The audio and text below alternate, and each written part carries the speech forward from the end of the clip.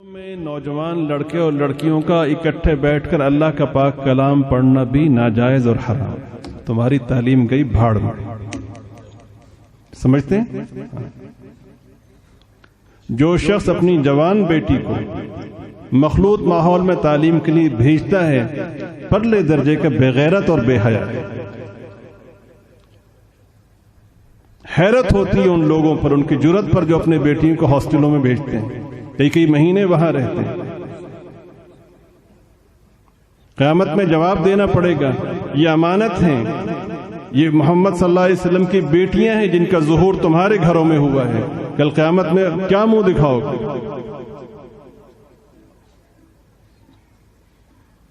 حج کا سفر عظیم ترین سفر ہے. پاکیزگی سے شروع ہو کے پاکیزگی پہ ختم ہوتا ہے. اتنا عظیم سفر ہے کہ جب کوئی شخص حج کر لیتا ہے تو حدیث پاک میں ہے کہ وہ گناہوں سے ایسے پاک ہو جاتا ہے جیسے آج ہی ماں کے پیٹ سے جنم لیا. ایسے ہی ہے. اللہ پاک اتنے خوش ہوتے ہیں حج کرنے والے سے کہ جب وہ واپس آ رہا ہوتا ہے تو سرکار نے درخواست کی اللہم اغفر للحاج، اے اللہ حاجی کی بخشش فرما.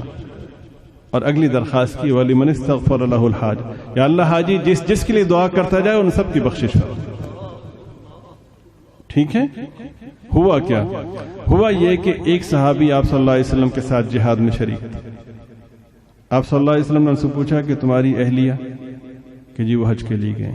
حج کے لیے گئی، یونیورسٹی نہیں گئی تھی، ایسی تعلیم کے لیے نہیں گئی تھی جہاں تعلیم کے نام پر بے حیائی سکھائی جاتی. کہاں گئی تھی؟ اللہ کے گھر میں گئی تھی، جہاں ایک نماز کے پڑھنے پر 1,00,000 نمازوں کا ثواب، ایک قدم پہ لاکھوں نیکیاں ملتی ہیں، 1 روپے کے خرچ کرنے پر لاکھوں روپے خرچ کرنے کے برابر سے. ایسے ہی ہے.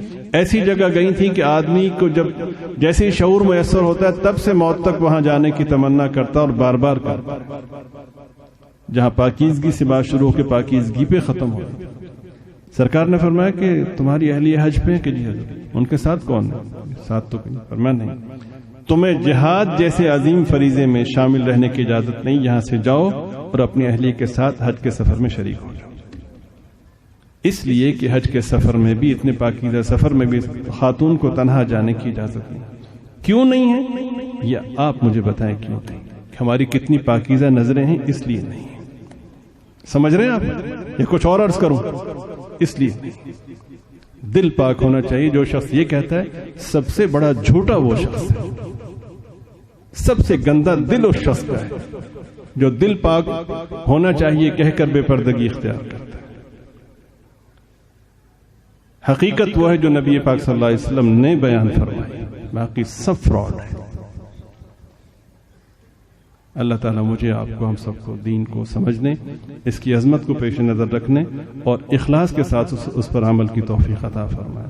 وآخر دعوانا ان الحمدللہ رب العالمین. میں نوجوان لڑکے اور لڑکیوں کا اکٹھے بیٹھ کر اللہ کا پاک کلام